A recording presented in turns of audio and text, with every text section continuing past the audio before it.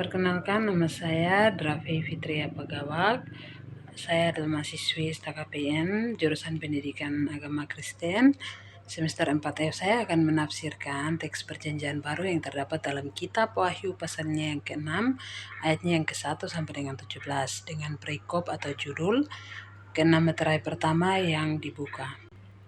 Teks ini sering dianggap sulit karena penuh dengan simbol apokaliptik yang asing.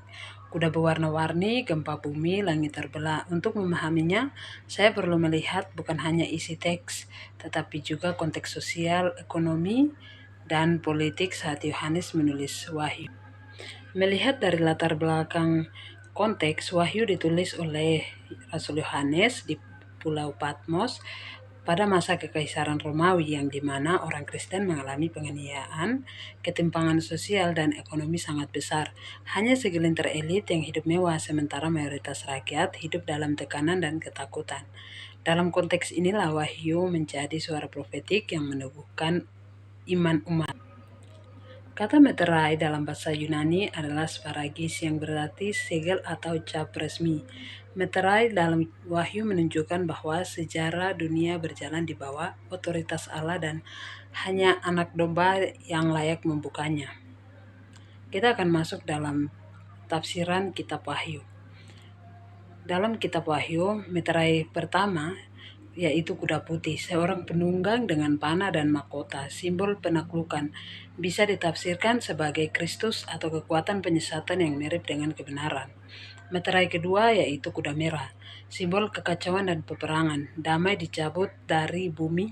Ini mencerminkan situasi politik yang penuh kekerasan. Meterai ketiga kuda hitam, penunggang membawa timbangan, simbol ketidakadilan ekonomi, segantang gandum sedinar. Berarti kebutuhan pokok menjadi sangat mahal, menandakan krisis pangan. Meterai keempat kuda pucat hijau, namanya maut dan Hades mengikutinya. Ini menggambarkan kehancuran massal akibat perang, kelaparan dan penyakit, bahkan kematian yang sangat banyak. Meterai kelima, jiwa para martir. Mereka berseru dari bawah mesbah, minta keadilan. Ini suara umat yang setia, yang belum dibela secara duniawi, tapi didengar di surga. Meterai keenam, guncangan kosmis. Gempa besar, matahari menjadi hitam, bulan seperti darah, bintang-bintang jatuh. Ini bukan sekedar fenomena alam, tapi simbol penghakiman Tuhan atas dunia. Kata anak domba dalam Yunani disebut arnion. Ini merujuk pada Yesus Kristus, lemah lembut dalam pengorbanan tetapi berdaulat sebagai hakim.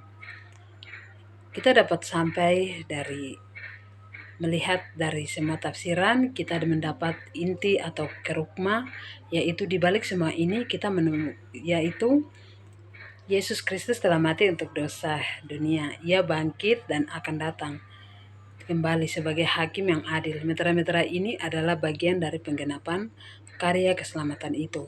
Yesus bukan hanya menyelamatkan secara rohani, tapi juga memulihkan keadilan, menghakimi kejahatan, dan membawa ciptaan kepada pemulihan penuh.